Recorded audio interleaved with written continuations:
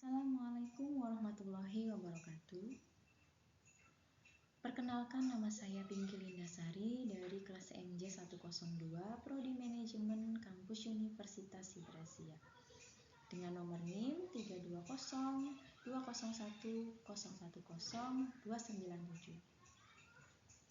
Di sini saya akan mempresentasikan tugas terstruktur ekonomi mikro yang diampu oleh Bapak Dosen Joko Suharyanto, SEMM CPUD.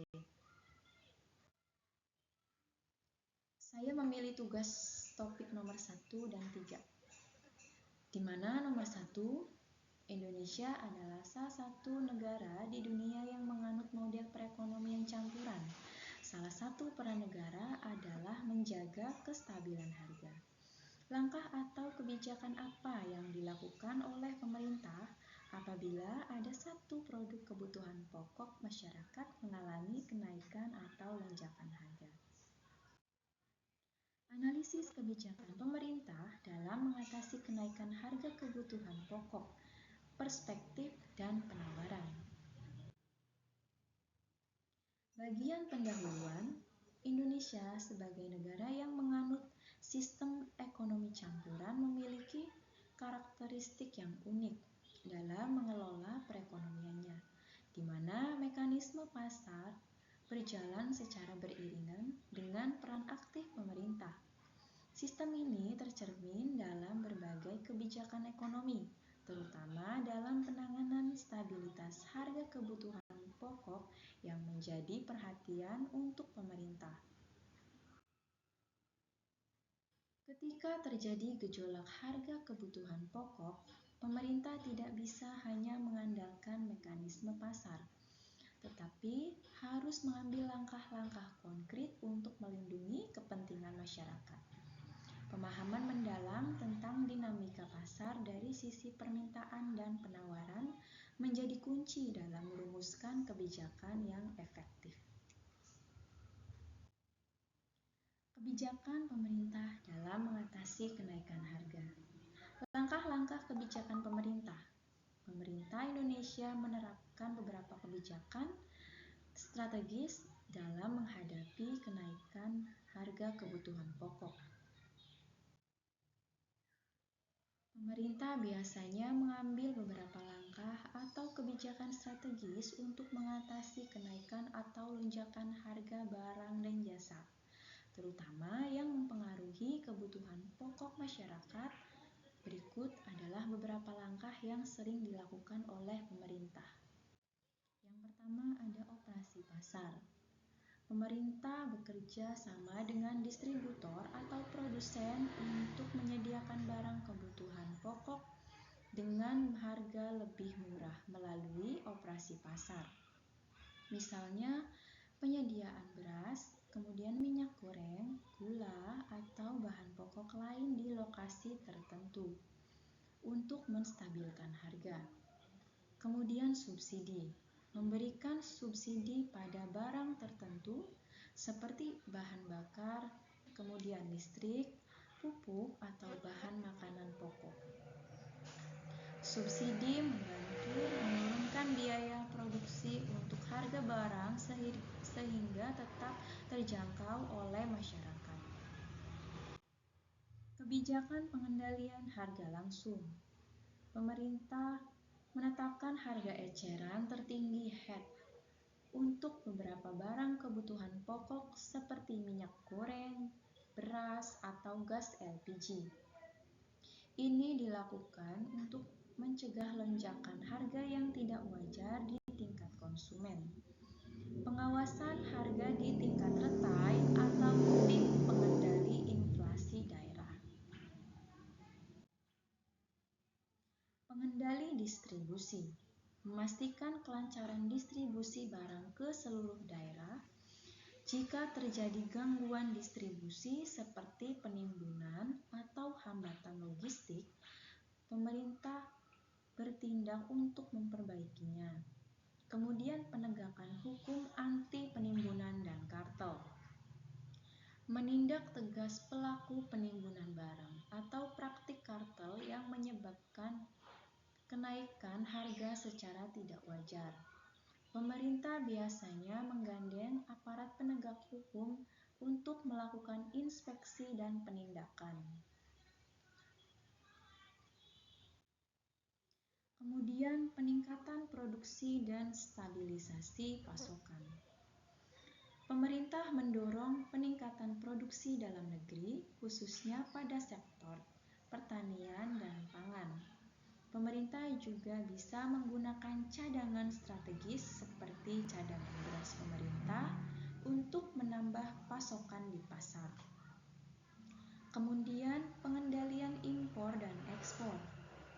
Ketika harga melonjak, pemerintah bisa membatasi ekspor dengan barang tertentu atau mempermudah impor untuk meningkatkan ketersediaan barang di dalam negeri. Contohnya seperti impor beras, gula, atau daging. Kebijakan perlindungan konsumen. Program bantuan pangan non-tunai BPNT untuk masyarakat rentan atau subsidi tunai. Hal ini bertujuan untuk meringankan beban masyarakat miskin. Kartu sembako untuk akses pangan bersubsidi, program pasar murah di daerah-daerah rawan gejolak harga, kemudian kebijakan pendukung produsen. Penyediaan kredit usaha dengan bunga rendah atau subsidi input produksi meliputi pupuk, benih, dan lain-lain, atau jaminan harga di tingkat produsen. Dari sisi rumah tangga atau konsumen, untuk memahami dampak kenaikan harga dari sisi permintaan, bisa dilihat dari dua contoh konkret sebagai berikut. Yang pertama, pada kasus beras di awal tahun 2024. Harga beras medium mengalami kenaikan yang signifikan hingga 21,6%. Respon rumah tangga terhadap kondisi ini meliputi perubahan pola konsumsi. Masyarakat beralih ke beras kualitas lebih rendah untuk menghemat pengeluaran. Kemudian mengurangi porsi konsumsi beras dan menambah konsumsi karbohidrat alternatif. Atau membeli dalam jumlah lebih kecil namun lebih sering untuk mengelola arus kas keluarga. Kemudian yang kedua, pemanfaatan program pemerintah. Pemanfaatan program BPNT untuk mendapatkan beras subsidi. Berbelanja di pasar murah yang diselenggarakan oleh pemerintah, kemudian menggunakan kartu sembako untuk akses beras berkualitas dengan harga yang terjangkau. Contoh yang kedua pada kasus telur ayam. Ketika harga telur ayam melonjak 15% pada akhir tahun 2023, rumah tangga merespon dengan adaptasi konsumsi,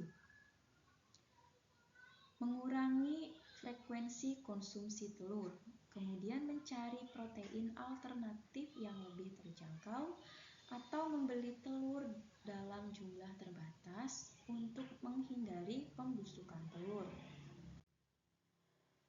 Kemudian strategi pembelian. Membeli langsung dari peternak untuk mendapatkan harga lebih murah. Kemudian pembelian komunal bersama tetangga untuk mendapatkan harga grosir. Kemudian memanfaatkan program pangan murah dari pemerintah. Dari sisi produsen atau penawaran, pemerintah juga perlu memastikan bahwa produsen tetap dapat memasok barang-barang kebutuhan pokok ke pasar dengan harga yang wajar. Jika harga barang pokok melonjak, produsen mungkin akan kesulitan dalam mengelola biaya produksi dan distribusi. Beberapa kebijakan yang dapat dilakukan pemerintah untuk mendukung produsen antara lain Menjaga ketersediaan bahan baku. Jika harga suatu barang naik karena keterbatasannya bahan baku, pemerintah bisa melakukan kebijakan untuk memastikan pasokan bahan baku tetap stabil. Misalnya dengan memberikan insentif atau kemudahan bagi produsen untuk mendapatkan bahan baku dengan harga yang lebih stabil. Pemerintah juga bisa mengimpor bahan baku dengan pasokan dalam negeri terbatas. Contoh produsen beras. Petani di penggilingan padi menghadapi tantangan ketika terjadi kenaikan harga. Tantangan yang pertama adalah adaptasi produksi, mengoptimalisasi penggunaan pupuk bersubsidi, kemudian penerapan teknologi pertanian untuk meningkatkan produktivitas. Kemudian manajemen panen yang lebih efisien untuk mengurangi kehilangan hasil. Kemudian respon terhadap kebijakan, manfaat program kredit usaha tani, kemudian berpartisipasi dalam program stabilisasi harga pemerintah. Kemudian mengikuti standarisasi kualitas untuk mendapatkan jaminan harga. Contoh yang kedua pada peternak ayam bertelur. Peternak menghadapi berbagai tantangan dalam menjaga keberlangsungan produksi. Mengelola biaya, efisiensi pengguna pakan melalui formulasi khusus. Kemudian optimalisasi sistem kandang untuk memproduktivitas lebih tinggi. Lalu penerapan biosecurity untuk mengurangi resiko penyakit. Yang kedua, strategi pemasaran. Kerjasama langsung dengan pasar tradisional, kemudian pengembangan jalur distribusi alternatif, kemudian partisipasi dalam program stabilisasi harga pemerintah. Kesimpulannya, kebijakan pemerintah dalam mengatasi kenaikan harga kebutuhan pokok memerlukan pendekatan yang seimbang antara kepentingan konsumen dan produsen. Dari sisi permintaan, rumah tangga telah menunjukkan kemampuan adaptasi melalui berbagai strategi penghematan dan pemanfaatan program pemerintah. Sementara dari sisi penawaran, produsen berupaya mempertahankan keberlangsungan usaha melalui efisiensi produksi dan pemanfaatan bantuan pemerintah. Keberhasilan kebijakan stabilisasi harga sangat bergantung pada koordinat yang efektif antara pemerintah, produsen, dan masyarakat.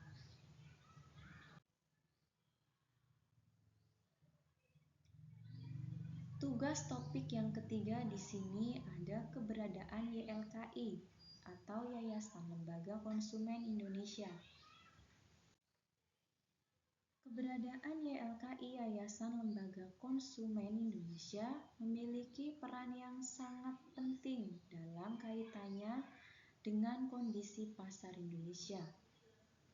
Mengingat tantangan dan dinamika yang terus berkembang dalam perekonomian, terutama dalam sektor perlindungan konsumen, YLKI adalah lembaga yang berfokus pada pembelaan hak-hak konsumen, pengawasan terhadap pasar, dan edukasi untuk menciptakan pasar yang lebih adil dan transparan. Berikut adalah beberapa alasan mengapa YLKI relevan dalam kondisi pasar di negara Indonesia. Perlindungan hak konsumen di pasar yang dinamis. Di tengah pertumbuhan ekonomi yang pesat, seringkali konsumen menjadi pihak yang rentan terhadap praktik bisnis yang tidak adil. Praktik seperti penipuan, penyalahgunaan informasi, hingga produk yang tidak memenuhi standar keamanan dan kualitas. Masih cukup sering ditemui di pasar negara Indonesia, YLKI hadir untuk melindungi konsumen dari penyalahgunaan tersebut. Lembaga ini berperan sebagai pihak yang menuntut produsen atau penyedia layanan untuk bertanggung jawab terhadap kualitas produk dan pelayanan mereka, serta menjaga agar hak-hak konsumen tidak dilanggar. Contohnya, YLKI sering memberi peringatan atau laporan terkait produk yang berbahaya bagi kesehatan, seperti makanan yang terkontaminasi bahan berbahaya atau kosmetik yang tidak memenuhi standar, serta mendorong pemerintah untuk segera menarik produk tersebut dari peredaran. Kemudian meningkatkan kualitas persaingan pasar. Salah satu peran utama YLKI adalah memastikan bahwa pasar tetap berjalan dengan prinsip persaingan yang sehat. Di pasar yang tidak terkendali, konsumen bisa terjebak dengan harga yang tidak wajar atau produk yang kualitasnya meragukan. YLKI juga berperan dalam mengawasi praktik kartel, monopoli, atau penetapan harga yang tidak adil, yang bisa merugikan konsumen. Dengan begitu, YLKI membantu menciptakan pasar yang lebih transparan dan lebih baik untuk semua pihak, di mana konsumen dapat memilih produk dengan harga yang wajar dan kualitas yang baik. Kemudian, melindungi konsumen. YLKI berperan sebagai wadah bagi konsumen untuk menyampaikan keluhan dan mendapatkan bantuan dalam menghadapi masalah terkait produk atau jasa yang mereka konsumsi. Meningkatkan kualitas produk dan jasa. YLKI mendorong para pelaku usaha untuk meningkatkan kualitas produk dan jasa mereka agar sesuai dengan standar yang ditetapkan dan memenuhi kebutuhan konsumen. Mendorong transparansi dan akuntabilitas. YLKI berperan dalam mengawasi dan mengevaluasi kinerja pelaku usaha, sehingga mendorong transparansi dan akuntabilitas dalam menjalankan bisnis. Kemudian meningkatkan kesadaran konsumsi. YLKI aktif dalam memberikan edukasi dan informasi kepada konsumen tentang hak dan kewajiban mereka, serta cara cerdas dalam memilih produk dan jasa. Namun, YLKI juga menghadapi beberapa tantangan seperti kurangnya sumber daya. YLKI seringkali menghadapi keterbatasan sumber daya, baik secara finansial maupun personil, yang dapat menghambat efektivitas kerjanya. Kemudian, kurangnya dukungan dari pemerintah. Terkadang YLKI juga menghadapi kesulitan dalam mendapatkan dukungan penuh dari pemerintah dalam menjalankan tugas dan fungsinya. Kesadaran konsumen yang masih rendah. Masih banyak konsumen yang belum menyadari hak dan kewajibannya, sehingga kurang aktif dalam memanfaatkan layanan yang disediakan oleh YLKI. Edukasi konsumen untuk meningkatkan literasi pasar. Dalam era digital yang semakin berkembang, konsumen perlu memiliki pengetahuan yang baik agar dapat mengambil keputusan yang tepat dalam berbelanja. YLKI memiliki peran besar dalam memberikan edukasi kepada konsumen, terutama mengenai hak-hak mereka dan cara berbelanja yang bijak. Edukasi ini mencakup pemahaman tentang produk yang aman, cara mengidentifikasi kualitas produk, dan bagaimana melindungi diri dari penipuan.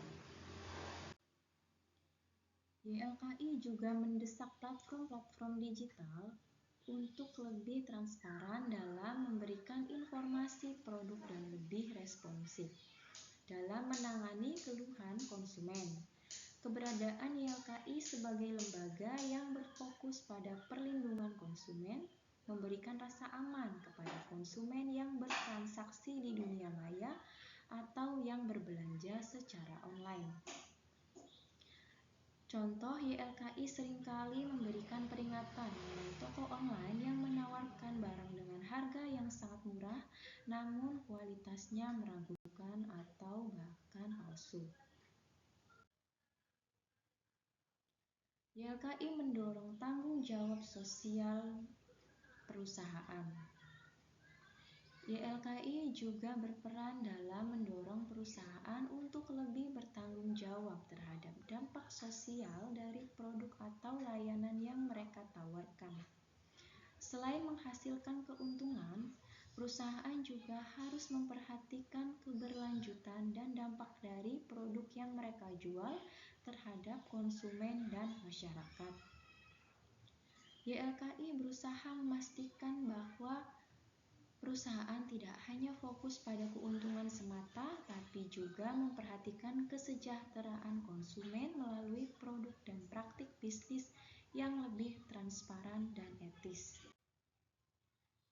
Contohnya, YLKI sering mengkritik perusahaan yang menyesatkan konsumen dengan iklan yang tidak jujur atau kualitas produk yang tidak sesuai dengan klaim, serta mendorong perusahaan untuk lebih transparan tentang proses produksi dan bahan-bahan yang digunakan.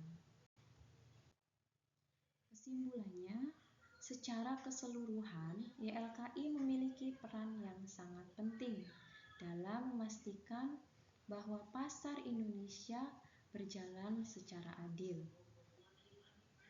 transparan, dan sehat. Dalam menghadapi perkembangan pasar yang semakin dinamis, YLKI berfungsi sebagai pengawas yang aktif melindungi konsumen, memberikan edukasi, dan mendorong perusahaan serta pemerintah untuk menjaga prinsip-prinsip keadilan dan tanggung jawab. Melalui advokasi kebijakan, edukasi, dan pengawasan, YLKI membantu menciptakan pasar yang tidak hanya menguntungkan bagi produsen, tetapi juga memberikan perlindungan dan manfaat bagi konsumen. Keberadaan YLKI sangat relevan di tengah perubahan besar yang terjadi dalam pasar, baik di sektor tradisional maupun di sektor digital. Terima kasih, sekian presentasi dari saya. Kurang lebihnya mohon maaf. Wassalamualaikum warahmatullahi wabarakatuh.